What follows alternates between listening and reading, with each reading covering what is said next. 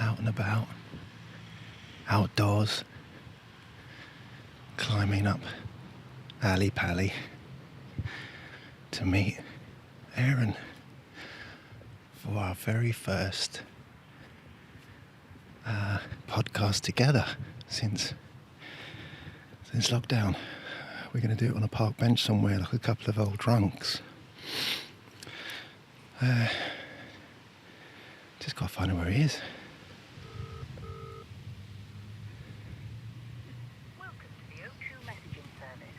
The person you are calling is unable to take your call. Please...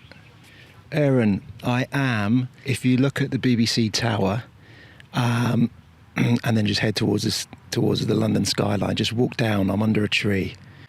I'm just lying under a tree, like a broken man. Okay, see you in a bit, ta-ta. I just came up there. Did you? All the way up there. It's the broken man. How you doing? All right, yeah, good. Yeah, how you doing? Yeah, I'm okay, just chilling under a tree. We're going to be taking through the progress of our black comedy feature film. Who are you, by the way? Nobody knows who we are.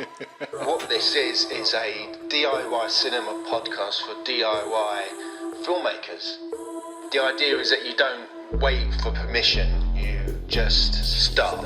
This is our first feature film, something we're going to do together. You're going to get it warts and all. So we just go into it? I kind of think we could.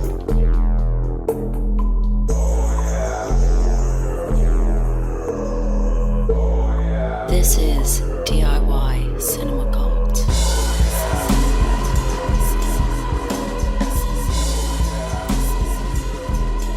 Hello mate, how are you? I can actually see your face. I know, we are literally looking at each other. It's real life. almost quite romantic. There's not a sort of rectangle around your face anymore. We're under a little tree. Yeah. It's like a lovely little picnic scene, isn't it? It is. There's a few kind of canoodling couples. I know. Obviously. I don't think we've got long enough to get that far because we've got work to do this afternoon. Absolutely, yeah. Yeah. And I think that's still actually breaking social distancing guidelines if we start canoodling.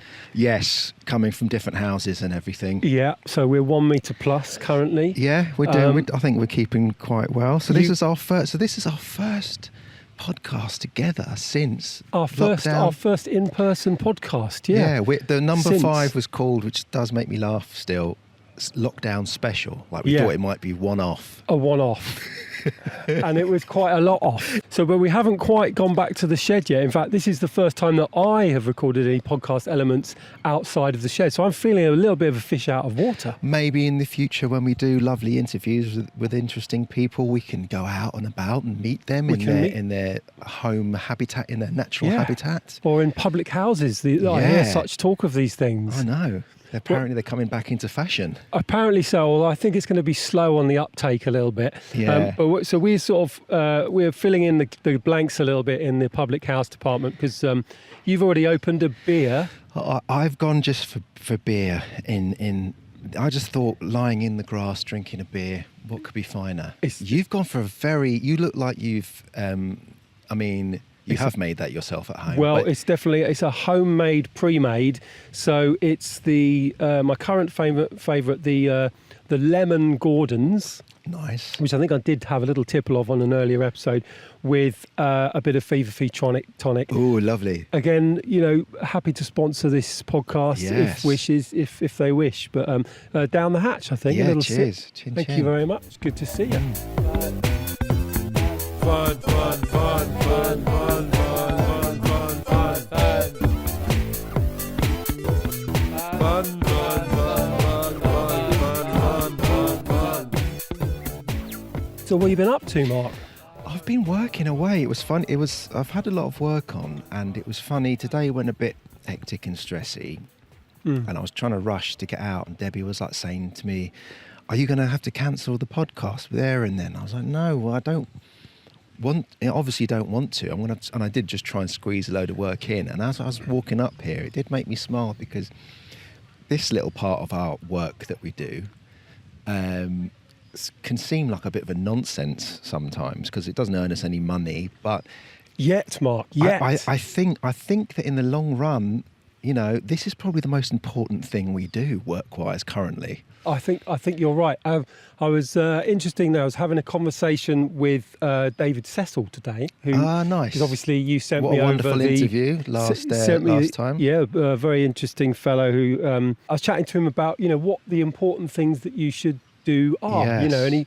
And he said something again, very wise. He just said, "Well, just keep meeting people. Yeah. Keep meeting people. Keep chatting. Keep talking about your project." Yeah. Because in the end, if you don't get it out there in some way or another, it will never happen. Keeps it live. So in a way, doesn't it? that's what we're doing. We're keeping going, along with our ethos of DIY and just start. Well, we've just started, and the next part of the just start process is to keep going. Yeah. And what we talked about in the pub very early on when we talked about doing this podcast and other things, other efforts aside, was that just by talking about it, you kind of drag it kicking and screaming into reality. A little bit like God did in the whole universe. Yes, apparently. the creation of in the 7 universe. days. Well, unfortunately, we're a bit slower It's not than going to take us 7 days. the big man. No, yeah. But I think that we were right just by talking about it, making something out of nothing. Making something out of nothing. You are listening to the debut feature film podcast. This is DIY Cinema Cult. I was reading the scripts you sent over. Oh yeah. So you've read the Old Man script? Yeah. So Marc sent over I guess I don't know what draft they are of the new. Well, should we say new project? I would say side project. Side project. Other idea. I'd say it's Marc's kind of a had stepping stone. Sounds like a horrible thing. I think it's because we were talking about doing something that was a thing we could kind of get going on straight away. Achievable. That would lead up to routine. Yeah. And also we were saying that looking at our past projects, we've got a bunch of shorts that look great, but there's no immediate link to what we've done before to routine as a feature film. My recent film was a documentary. Yep. And it's always helpful when you're trying to get funding for a feature, just for people to not have too much brain power in imagining what you're capable of. Yeah. And unfortunately, we didn't have stuff ready that was just felt lively and current that would sell in the tone that we're going for with routine. So the Old Man's kind of an attempt at that. Really. Yeah. And I thought it's a very interesting script. I was kind of. I haven't quite got to the last episode, as it were. So I read the first 7 or 6, I think, out of the 8.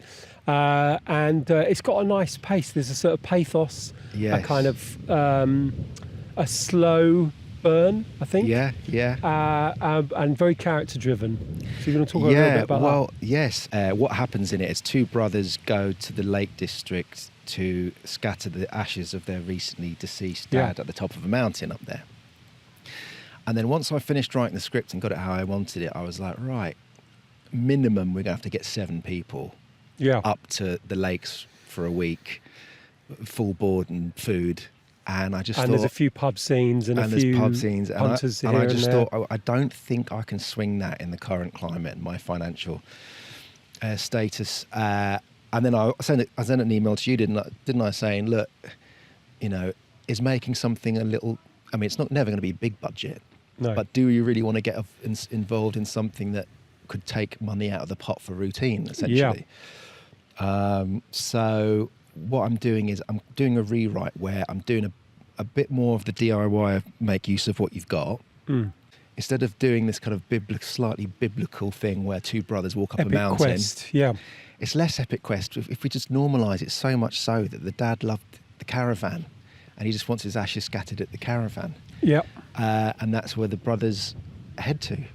And just by making it so domestic in that sense, almost made it funnier. And so I think the rewrites are going to be like that. Make it something that we can just do over a couple of weekends. Yeah. That's going to cost us not so much money. And by cutting all the budget troubles out of it and logistics, we can just really focus down on the performances and the acting. It feels like to me that it would be all about the chemistry of the lead 2. Yeah. And how they differentiate as characters, because they're both sort of, they're both a bit screwed up in their own different ways, aren't they? And I think what would bring that to life is having 2 actors that are clearly chalk and cheese in some ways, because they're brothers, relatively close in age, but They're like two sides of the same coin in a sense. Yeah, one's the more wild one, and one's the more kind of. Well, how would you describe him? I'd think of him as kind of a little bit repressed, He's maybe. kind of repressed, and he's trying to live by certain rules that he's not sure if he believes in himself. But the thing I like about the way the script is that there's a big third character, which is the dad, who is dead. He's clearly ashes in a container, but you kind of learn about him through the script, through the story. Yeah. And then through learning about him, you learn more about the brothers, and so it's this almost like it's kind of it's a character that you learn through his absence. Yeah. What this man was like, and then you learn about his impact on the sons, and it's very much about your legacy as a human being.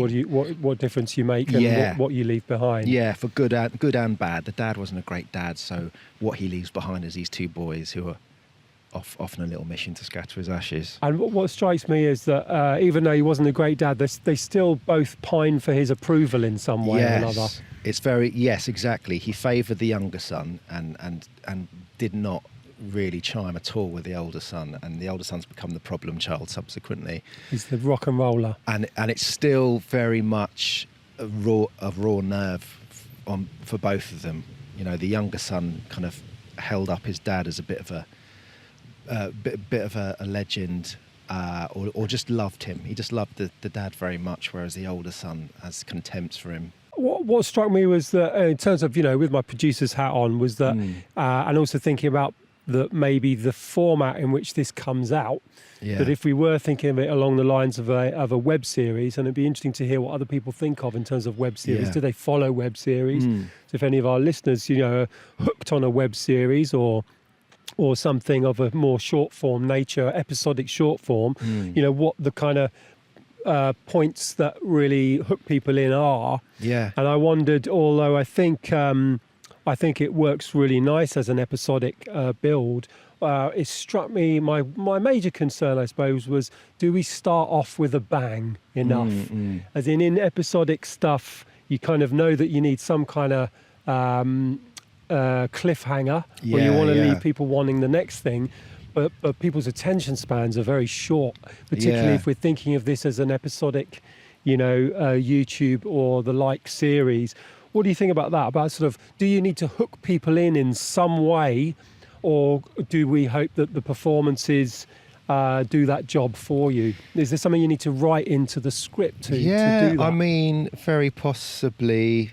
I mean, I have given some thought to that in the sense that, each episode has a subtle story, has a story arc, some more subtle than others. And then obviously the whole thing on a whole is a story arc. Yeah. It's almost like episode one. How do you make sure in episode one that people are going to sit through that 12 minutes or whatever it is? Yeah. Because you know what it's like. There's a million and one things to look at. And actually, weirdly, people do have 10, 15 minutes of YouTube time in their day. Actually, people often have more than that. Yeah. But they're often for things that are, like we've mentioned before, kind of snappy and poppy. So they're like, oh, I'm going to watch a tutorial on how to, put a raised bed in my garden. Yeah. Or I'm going to watch this kind of top 10 kind of, horror movies or whatever. So people are actually used to consuming things in that bite-sized quantity. I can see what you mean, because we're competing with all of those lovely kind of eyeball chewing gum stuff. The eyeball stuff, yeah, the eyeball gobblers. And our film will be two guys having a bit of a shit time in a caravan, maybe. Yeah. But in that sense, maybe it's just the flip side of YouTube. Is there an antidote to it? Well, this is true. I'm thinking a little bit of that Louis C.K. sitcom he did, where it was just, some of it was incredible. Some of it was just silence and kind of... Yeah. Louis C.K., who's sort of dropped off the radar a little bit because of behaviours that we can't condone in some way. But it was almost a bit zen, his sitcom. Yeah, and we've talked about the, Vic and Bob kind of style, and that, in previous episodes, sort of the fact that, current generations, like you were talking about your boys consuming things that are so fast-paced and so heavy-cutted and so much eye candy that it's going to create an attention deficit kind of generation. Whereas our generation, the acid house generation. Yeah. We're used to things being a slow burn, a sort of I know repetitiveness, a certain So degree maybe of we go slowness. the other way. Maybe we say, yeah, we probably should have a big bang built in at the end of episode 1, but maybe we don't. Yeah. I mean, It's almost the start of episode 1. It's Yeah. how am I going to know because they often say people's attention span on the internet is 8 seconds. yeah. So how am I going to know whether it's, that might be to do with casting. And again, we're thinking of David's message about the no cast projects and whether, we have an inbuilt audience based upon the cast, as in people are going to watch this because they love they're excited to see the chemistry of those lead characters and the actors playing them, or whether it's something to do with the plot, something to do with the dynamics of the story that happens very early on.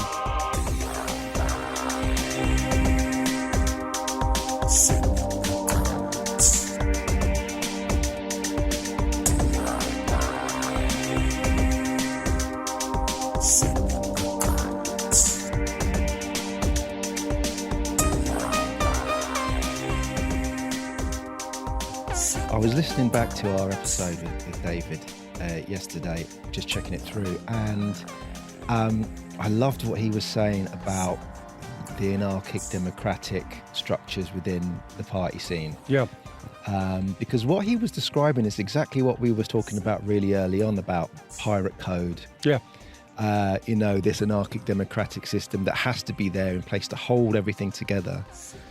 But it rails against a larger system, a larger set of laws, authority, and I kind of loved everything he was saying, because it really rung true with a film crew and what we have to do in order to get a film made. The film is the important thing, and we need those structures to hold the film together. But outside of that, we've got to be open to breaking rules and kind of pushing ourselves through. Yeah. And I mean, there's a common misconception about anarchy generally, that it's all about no rules at all. Yes. And actually it's not. As the utopian idea of anarchy, as far as I've understood it, and again, I'm sure there are people much more expert and well-read about this stuff than me, but the understanding is that it's actually systems that are set up and they're just established by kind of committee, really. Everybody decides, this is what we're going to do together, and so let's do this. It's not saying there's no rules. It's actually saying, no, let's just establish the rules together that we're all happy with. Yeah, absolutely.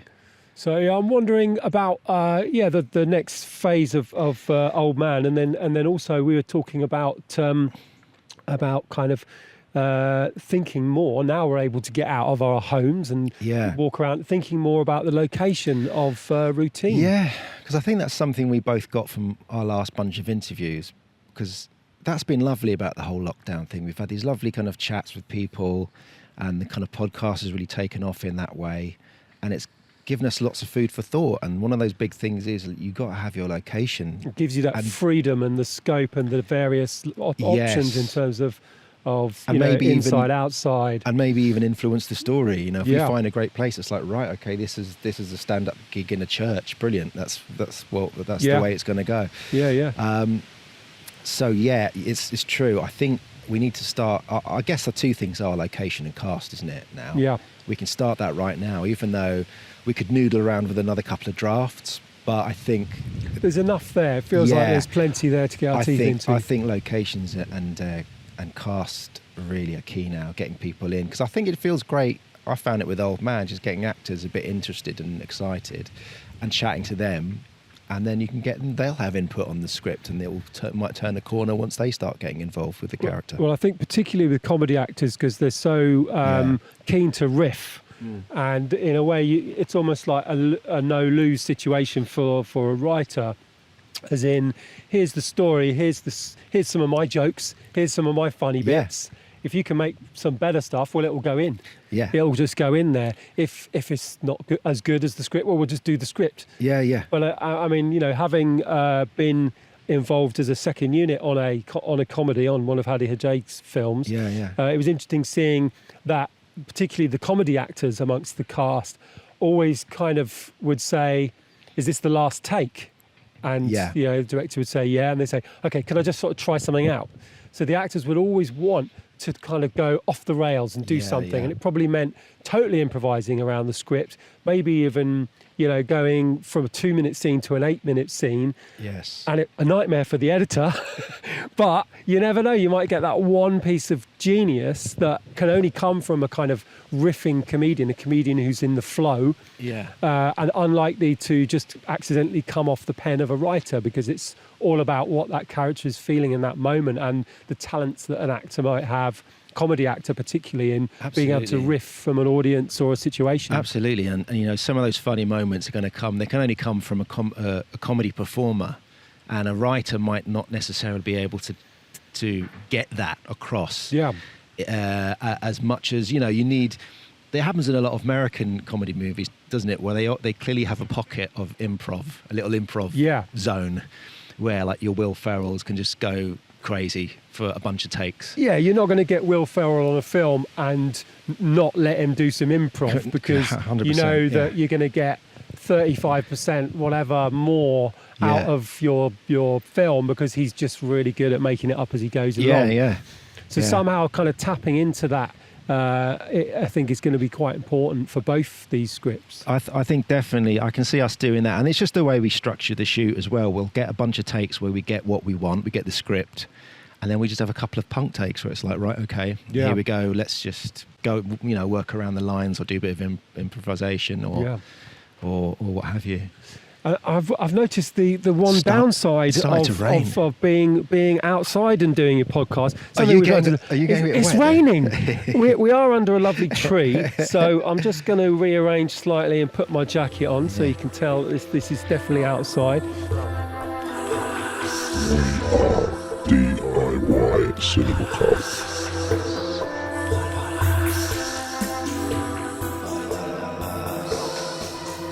I think one of the other things I thought would be good for us to chat about is we obviously talked about the kind of the funding potential through the likes of arts organisations, arts funding, etc. But we've been chatting quite a bit more seriously about crowdfunding recently as an option.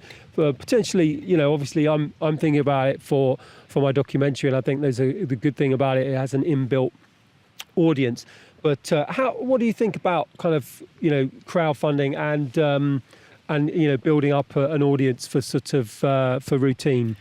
I think it's a great idea. I'm a little bit scared about crowdfunding at the moment, only because all crowds have been going through this terrible economic crush at the moment. So I'm just not sure about people's willingness to invest in.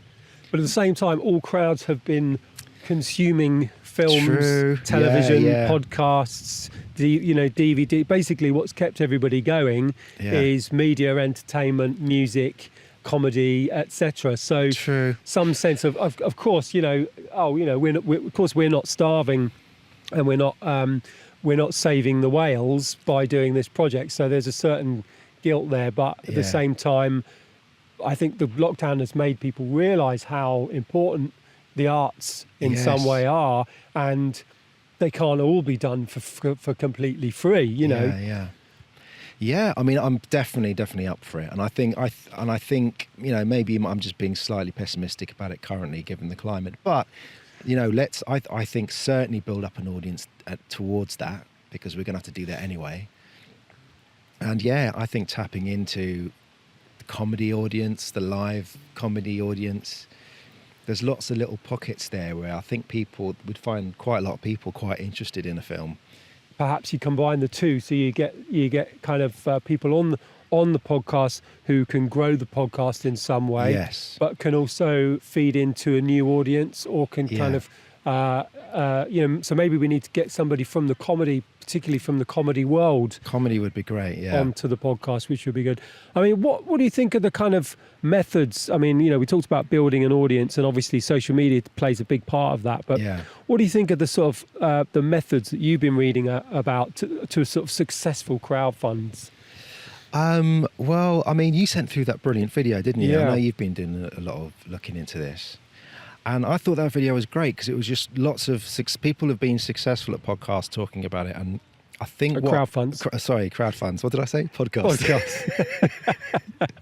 The beer's gone to your head. I've heard about these successful podcasts. I'd like to be one day. I want to grow up to be a successful podcast, Daddy. I'm going to run away and join a podcast.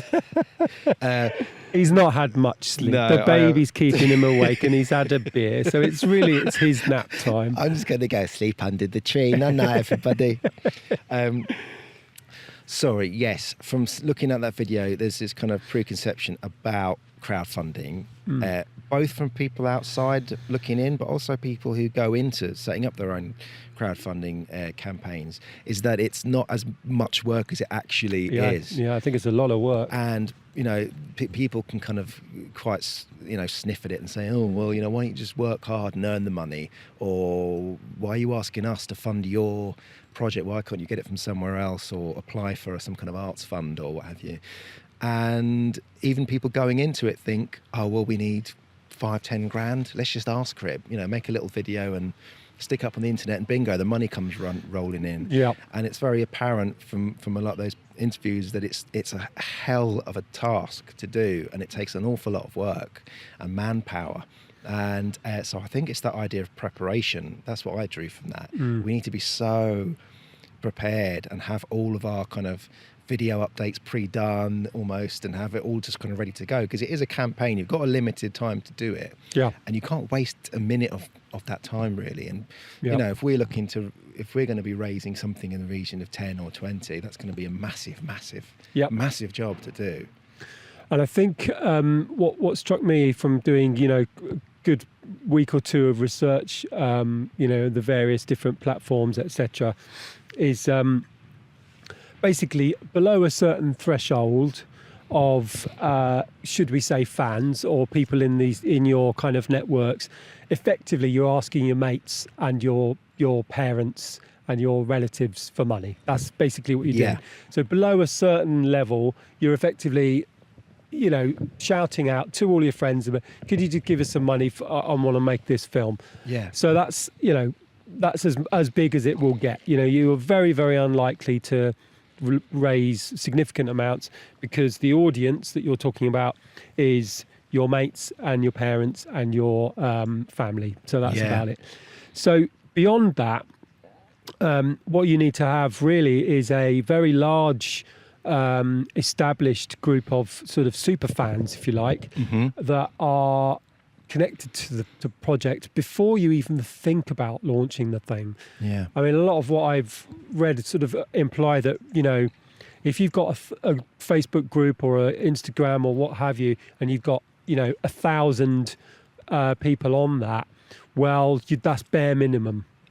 5,000, well, maybe you're starting to kind of get somewhere, because you've got to think that out of those 5,000, maybe 10% actually engage regularly. Out of 5,000, maybe 500 people actually regularly post or watch what's happening, and maybe 1% would actually put their hand in their pocket. So if if you talk about 50 people out of 5,000, and maybe they put a tenner in, it's not a lot of money. So of course we all think that just somebody very wealthy is going to hear about our project and they're just going to go, oh, I love this, there you go, there's all the money you need. Chances are that's just not the case. It's unrealistic. So it really is about establishing that audience, and those audience members, you're not taking them for a ride. You want to give them something valuable. What you're giving them is, not just oh, hey, you're going to have your name on the credits, although some people might think that's a bit of a kick. What you really want to give them is the feeling of they're building and making a film in some way. They're on the inside. They're seeing things that other people wouldn't. They're invited to screenings. They see cuts before anybody else. It's a feeling of being an insider in a world that they would love to be in anyway.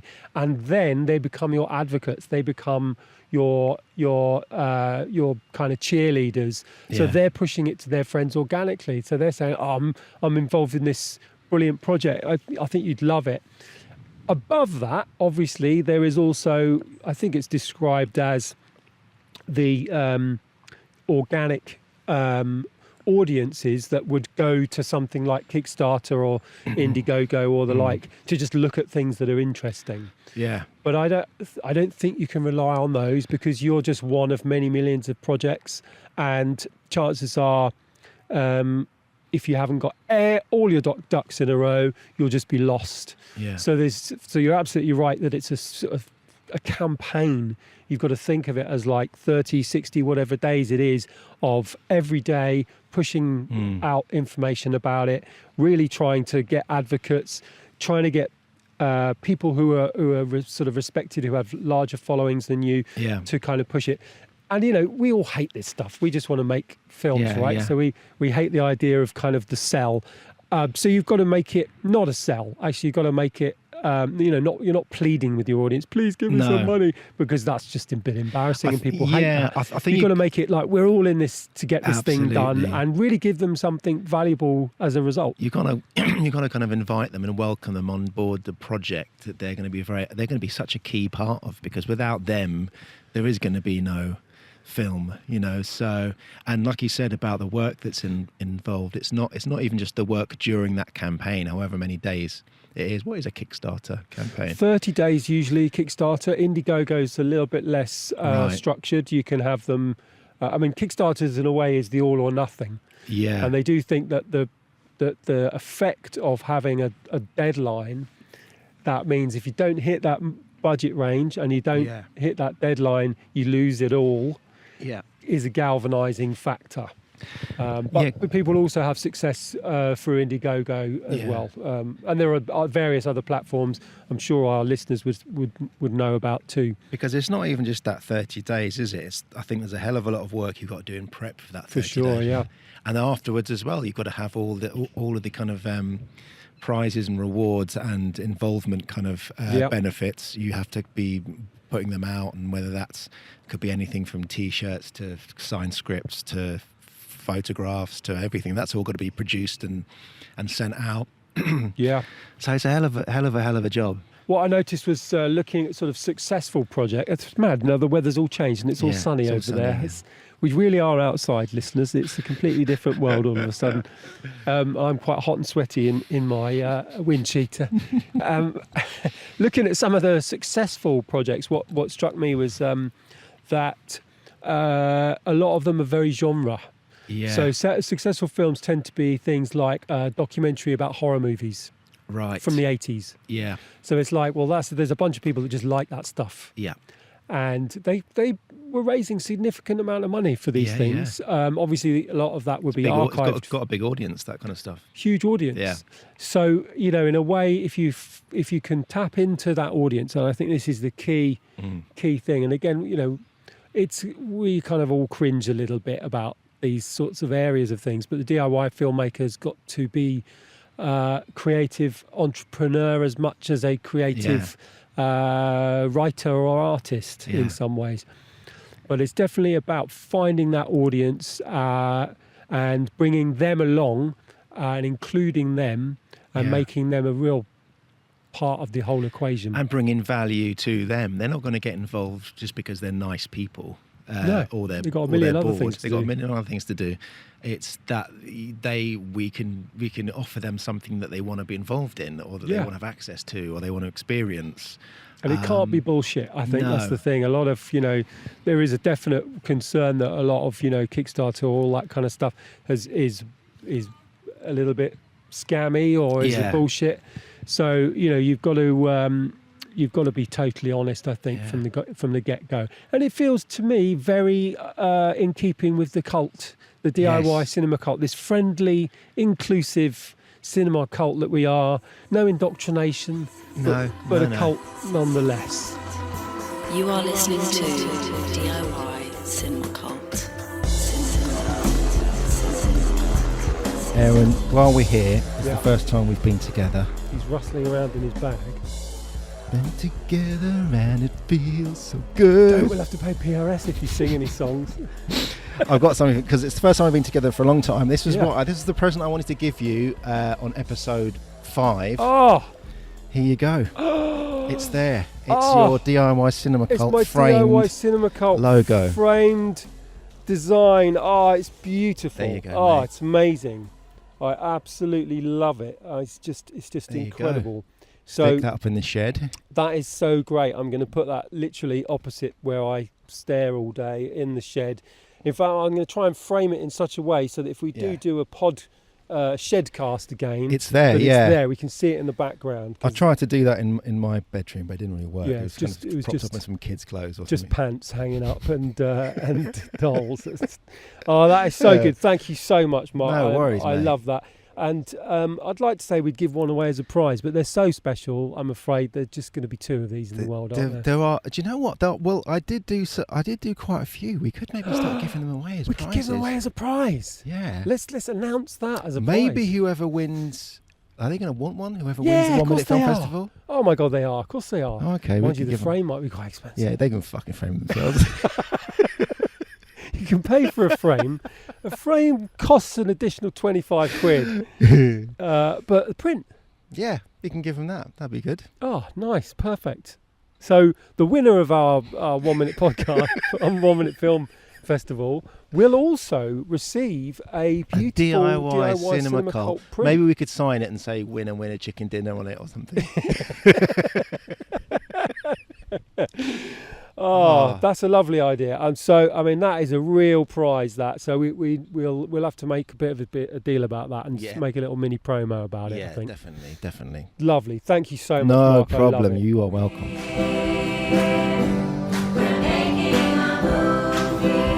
It's so beautiful. We're making a movie, man.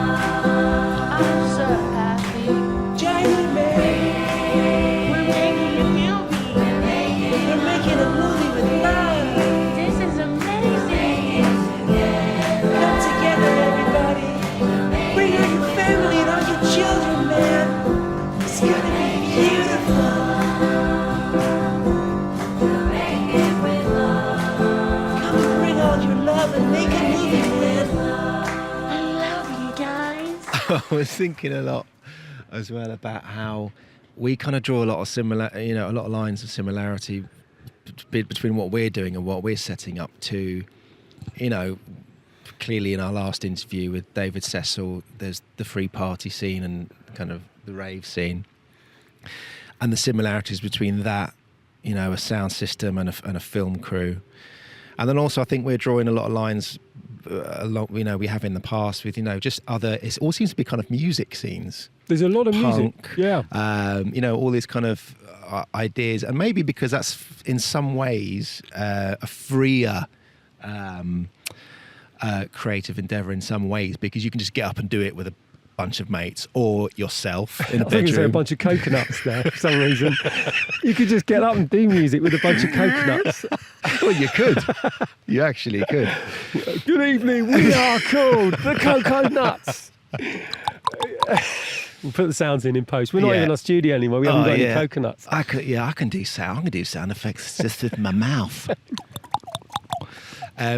Yeah, but I think you're right. it's interesting. We've been drawing all these kind of comparisons with music, and it's even like like you get like grime and stuff, which those guys had. And I love that kind of example because it's very UK based. They Yeah. literally had no representation in the mainstream music scene. Yeah. And now you've got guys like Dizzy Rascal, Stormzy, who Stormzy, are yeah. now mainstream, and they've completely taken it. They've Yeah. flipped the whole script, to use a kind of. Love it. Yeah. It's like you were doing a bit of grime there, a bit of rapping, flip the script. You're right, and there's an old Marxist term, isn't there, which is you have to regain the means of production, and Yeah. this is where the workers need to unite to regain the means of production, and in a way, the liberating side of technology for musicians has been, well, that laptop, I can just produce an album on that. So it's been that. But what is interestingly changed, and to some degree that's also the case with films, because you can get a camera, you can get a laptop, you get a copy of Final Cut or whatever it is that you can get, DaVinci, whatever is free, and you can kind of make a film. But where the idea used to be at the means of production, it's the means of distribution is still Yeah. the dark art.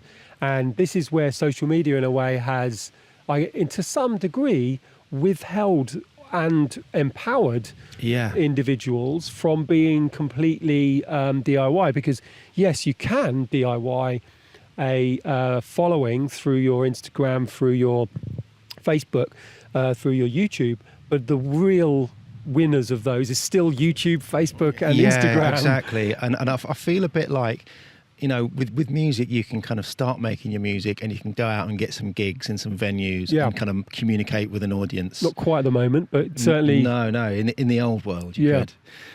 Whereas still with film, it's still tied into this very antiquated idea of a film industry. Yeah. And there's this huge dinosaur kind of lolloping along this kind of film industry. And, and of course we have YouTube and things now. But, that kind of democracy that's created by the technology, I don't know if it's, for some reason for me, it just feels like music seems to be more immediate, whereas film, maybe it's because you have to hustle a lot more people together. It's much slower process. Lots of disciplines that have to harmonise and chime together in order to get a decent film. I think people will say, well, film can't work in the same way as music, so those comparisons you're drawing aren't really accurate. But I kind of think it can. Yeah. I kind of think we can do something along those lines. I think there's definitely lessons to be learned from the punk, the DIY, the free party, the kind of energy that those scenes and the kind of outlook and attitude that those scenes kind of have created. And like you said, hip hop, grime, these things where you can do it in your bedroom. You get a couple of mates together, you get a laptop, you get a microphone, you can make it. And the film, certainly what I've noticed interestingly connected to that is that maybe not in narrative filmmaking, but when I have been renting out equipment, because it's a little side hustle. I used to rent out my kit when it was sat on the shelf, and a lot of the guys that were coming to rent out the kit were doing music videos. Yeah. And so they were probably knocking out a music video for, because there was a time not so long ago, music videos you get budget for £1 million for, back in the 90s. These days, clearly not, and we've both dabbled in music videos ourselves, haven't we? Yeah. And but these guys are probably putting music videos together for £1,000. Mm-hmm. And they're renting my camera and maybe some lenses or a gimbal or something like that, and they're doing a video, and they're not asking for permission. They're going to the top of somebody's block of flats and they're shooting it up there, and we have no idea, because it's not our demographic, of the reach that these guys have got. Yeah. But some of these guys have got 100,000, 200,000, 500,000 followers. Yeah. And as a result, they have got a little industry of their own. They've created their own scene. Now, whether that translates into money or what have you, I don't know. But certainly influence. And it's a small leap, I think, from that, which is, still music related, but obviously the televisual side of it, to narrative filmmaking, which still, you're right, does exist in this world of you're reliant on the distribution. And now, obviously, the streamers have taken over to a certain extent, the Amazons and the Netflix. And although it seems very achievable to get your stuff up on as Amazon and iTunes, so you can do that, nobody knows it's there.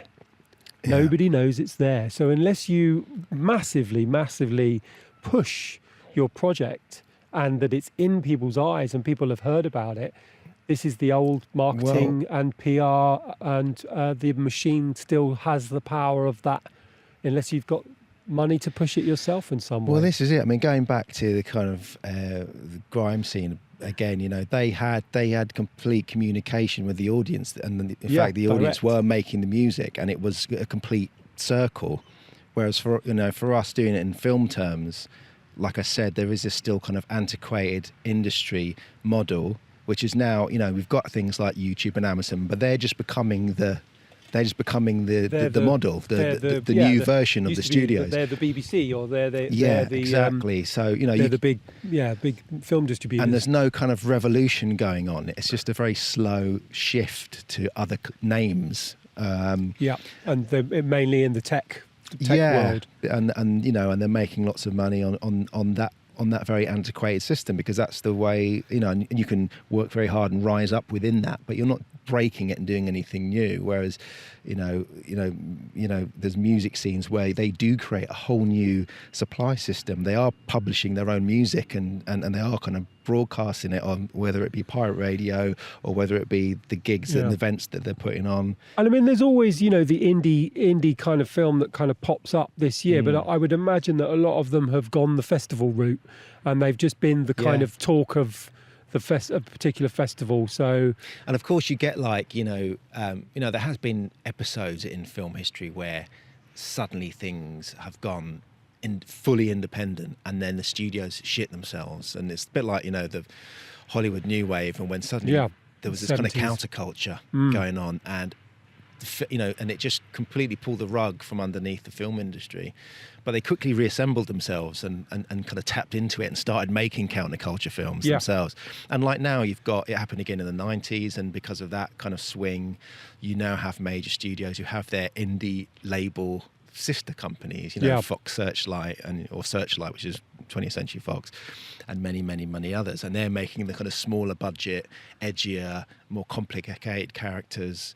And they're just kind of having their hand in that market for people who want more interesting non-studio films. But of course they are. Yeah, it's an interesting debate. So it'd be great to hear if anybody can think of any really good stories, really good examples of films that have kind of broken the mold in terms of distribution, DIY distribution, using maybe the sort of streamers or in self-distribution. I think this whole area feels really sort of fruitful to have a conversation about.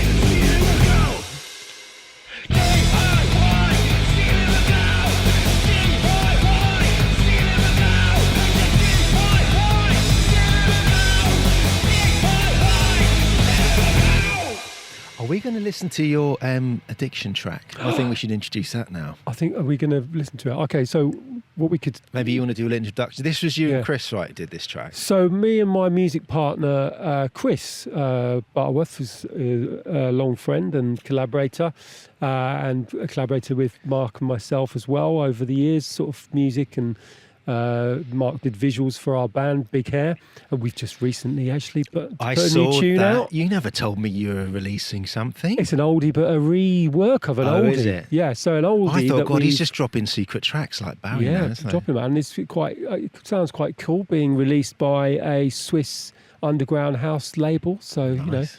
Kind of not too bad. Still keeping my hand in a little bit. Still got it. Yeah, raving from the shed.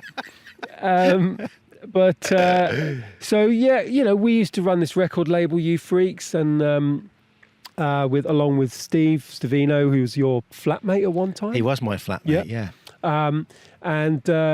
We're still sort of always trying to sort of get something off the ground, but we all live in different places now. But Chris found this relic, this piece of how would you call it? From the archives. Abstract audio art in some way. So maybe we should have a little listen and see where it takes our listeners now. Hello. We're here to help you off addiction. Relax. Don't do this while you're driving, at work, or operating complicated machinery like printing presses, a lathe, or hairdryer. The best place to experience this is on a bed in a darkened room. The temperature should be 25 degrees. Turn your phone off. You've got a problem. A hindrance. A blockage on your life flow. A wall that you can't climb over for fear of being shot by the fear police.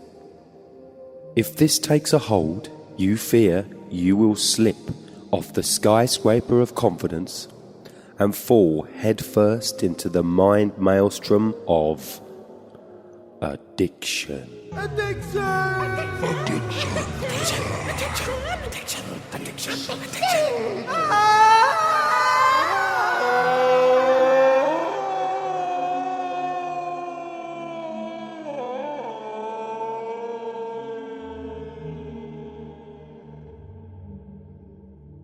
But don't worry. We're here to help you off. Breathe deeply in through your nose.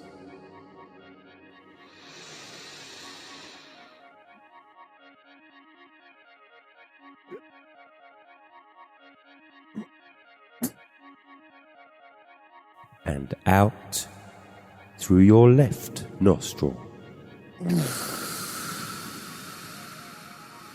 Then in through your mouth.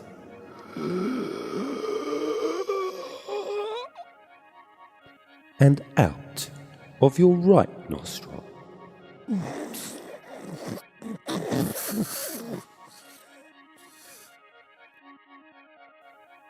Feel yourself slip deeper, and deeper, and deeper, and deeper, and deeper, and deeper, deeper, deeper, and deeper.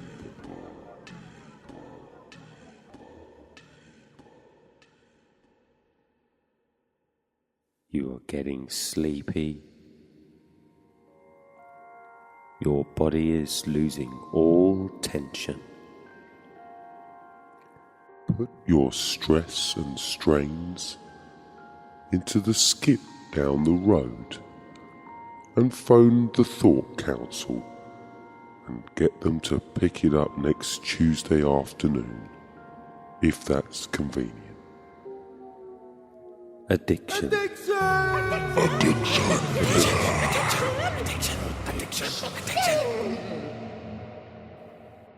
Smoking. Fags. Heroin. Cocaine. Booze. Wanking.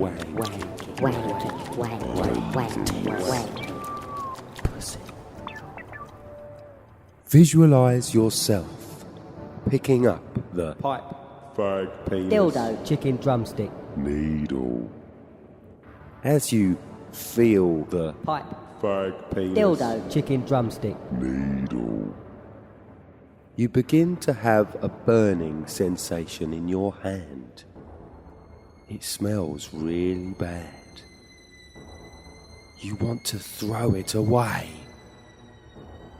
It is repulsive. It makes you feel sick. Sick to the stomach. A bit of sick will come up, but you will swallow it not to make a mess on your bed.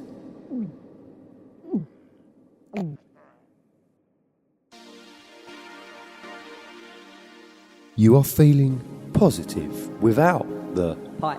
Fag. penis. Dildo. Chicken drumstick. You feel you can face the day with confidence of being free of your addiction.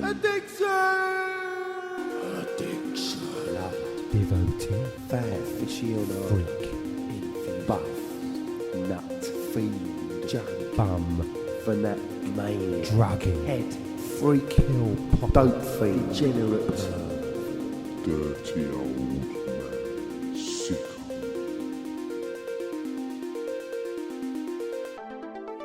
We hope you gained all you deserve from this experience. Look out for other help you off titles, including Being Fat, Fear of Flying, Get That Job, and Improve Your Golf Swing. Sayonara. Wow, so that was pretty special there, Aaron. I feel like I've shed a lot of my vices through listening to that track. Hopefully, it's cured a few people, a few things that they previously may not have realised they were addicted to.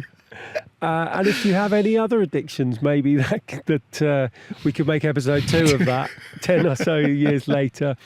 Yeah, we're interested to hear some audio-driven story, abstract or otherwise, combined with our 1 Minute Film Festival. So if people haven't quite got it in them to muster up the 1 minute film, and we really are in our last week of the 1 Minute Film Festival. Are, yeah.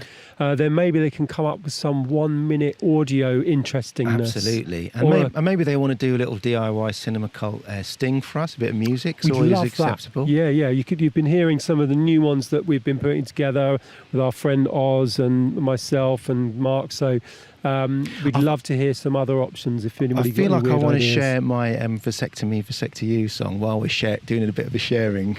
Oh, sharing! Shall we play that? Share it in public? Let's play it. This is a little song I wrote for Debbie. It's a love song. It's a little song I wrote. It's a little song I wrote for Debbie. It's about vasectomies.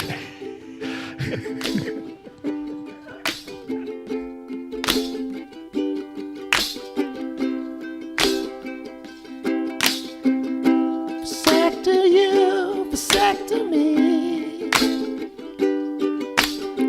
What says I love you more than a little invasive surgery? Oh, vasectomy, vasecto you. Local anesthetic, don't mind if I do. My mind's made up, no ifs or maybes. Let's free our love, no fear of babies. Oh, just vasecto you, vasecto me. What says I love you more than a little invasive surgery? Ah, vasecto me, vasecto you. No more children, thank you.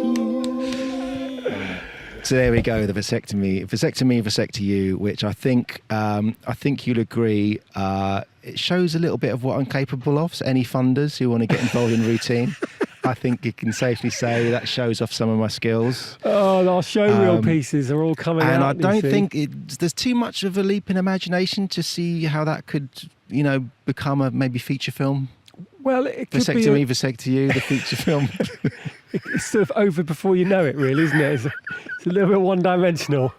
But I kind of see, that's obviously, I don't have the production skills that you do, or Chris, or Oz as well. But I see that as kind of the demo. And maybe we could get some time in Abbey Road and get an orchestra. Yeah, well, it's probably empty at the moment. Yeah, and maybe a choir of children, ironically. Yeah. A kids' choir. Well, none of them at school at the moment, so we'd have to probably do it all over Zoom though. Yeah. And we've all got a little bit sick of those beautiful but maybe quite one too many choir films that have been Zoom released. choirs are. I see another Zoom choir. There's now tutorials on how to do the edit of Zoom choirs. Hell. It's quite amazing, isn't it? I got sick of Zoom choirs after the first week of lockdown. Yeah. The first one was amazing. Second one, you thought, okay, yeah, they've done what the other lot they've done done. what the other lot did. And the third one, you thought, and actually, my daughter was even in one, and it was beautiful. I gotta say, it was lovely to see your daughter playing along. Playing cello along with all the other kids. It was lovely, but it's become a bit of a thing now, isn't it? And maybe maybe that thing can go. Let's not do a Zoom choir, but maybe a kids' choir would be good. Maybe a choir of squirrels. I was going to say something. He needs horrible. a little sleep. He's a little tired. I'm a little tired. I was going to say like. I was going to say a little choir of orphans, but that's horrible. Well, on that bombshell, a little choir of orphans. Well, what a lovely idea. Well, I think we may have come to the end of our podcast in the beautiful surrounds of a North London view. God. And he needs a little bit of his afternoon nap earlier than expected. Yeah, I need my nappy noo-noos. May need a little change and a little burp. Yeah. But it's been great to meet up. It's been lovely, yeah. And we will do we'll do a social one at some point. Now it's allowed as well. We can actually do kids and parks and picnics and stuff like that. So that's all allowed now, isn't it? So, and hopefully by next episode we'll have made a decision on the 1 Minute Film Festival winner. We will announce the winner, and we might get them on the show. Yeah. That'd be superb. We've had a load of brilliant entries, and I think it's about time we kind of we heard who was the ultimate champion. Yeah, it's our own version of herd immunity, making 1 minute weirdnesses to pollute the minds of the self-isolating world. But I think everyone's done a lovely job, so we're looking forward to speaking to whoever the winner is. All right, Mark. All right, Aaron. This has been lovely. It's been very nice indeed. We are outdoors. We're back in real life. In real life, IRL. In 3D. Me. In 3D, yeah. Oh, nice one, mate. Take care. To you later. See you later, listeners. Bye, Love you. Love you.